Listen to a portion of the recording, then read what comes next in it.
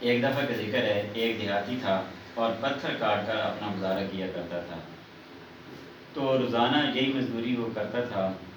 اور ایک دن اس نے سوچا کہ یہ کیا مزدوری ہے، یہ کیا کام ہے، اور میں جس گھر میں رہتا ہوں وہ تو ایک سادہ سا گھر ہے، ایک جھونپڑی نما گھر ہے، تو یہ کوئی کامیاب زندگی نہیں ہے، یہ کوئی پرسکون زندگی نہیں ہے، یہ کوئی اچھی زندگی نہیں ہے، تو میرے رہنے کے لیے ایک اچھا سا گھر ہونا چاہیے۔ خیر وہ سارے دن یہی سوچتا رہا، ساتھ پتھر بھی کاٹتا رہا، مزدوری بھی کرتا رہا، اور یہی سوچ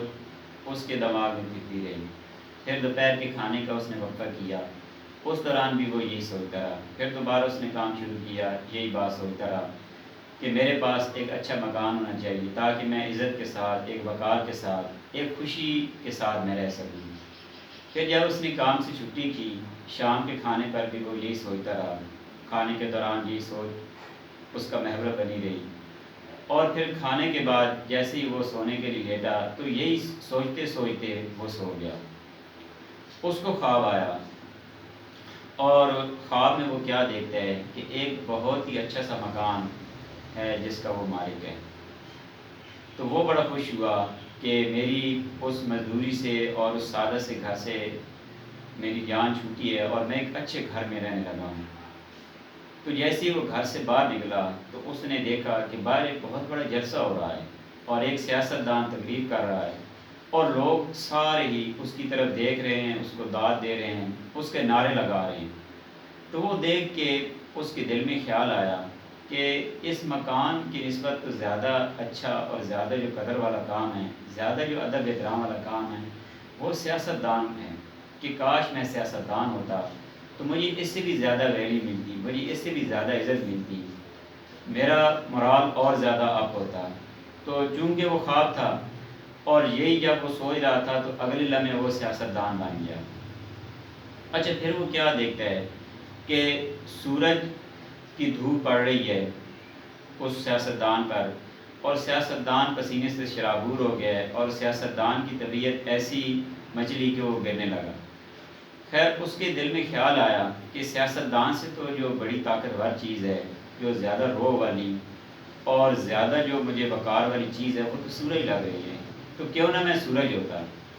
تو یہی اس کا سوچنا تھا، چونکہ خواب تھا تو وہ اگلے لمحے سورج بن گیا۔ پھر کیا دیکھتا ہے کہ سورج کی تپش، سورج کی گرمی، سورج پورے جوبن پہ تھا، تو کچھ دیر کے بعد بادل آ گئے، اور جیسے ہی بادل آئے تو سورج کی گرمی، تپش، دھوپ وہ ختم ہو گئی اور موسم بڑا سہانا ہو گیا۔ تو اس نے سوچا کہ سورج سے جو بڑی چیز ہے، زیادہ روح والی چیز ہے، زیادہ وقار والی چیز ہے، تو وہ تو یہ بادل ہیں، تو کاش میں بادل ہوتا۔ تو چونکہ خواب تھا اور اس کا یہ سوچنا ہی تھا، تو اگلے لمحے وہ بادل بن گیا۔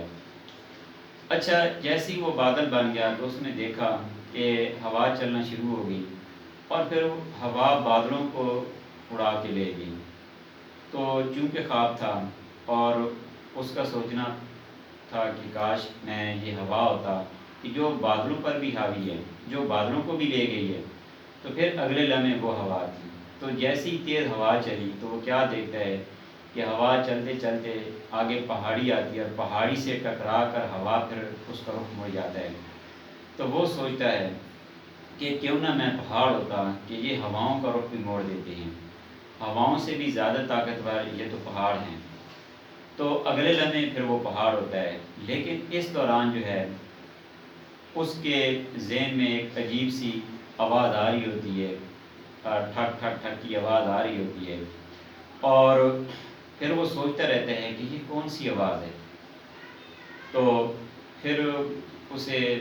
خواب سے بیداری ہو جاتی ہے، اور پھر وہ اٹھ کے سوچنے لگ جاتا ہے کہ یہ جو آواز آ رہی تھی یہ کسی شخص کے پتھر کاٹنے کی آواز آ رہی تھی، اور وہ شخص تو اس پہاڑ سے بھی زیادہ طاقتور ہے جو پہاڑ کو کاٹ رہا ہے، جو پہاڑوں کے پتھر کو چھوٹا چھوٹا کر رہا ہے، کاٹ رہا ہے، تو اس کا مطلب ہے پہاڑوں سے زیادہ طاقتور تو وہ پھر انسان ہو گیا۔ تو اس سے ہمیں بڑا سبق یہ ملتا ہے کہ خود کو کسی سے بھی کم تر نہیں سمجھنا چاہیے،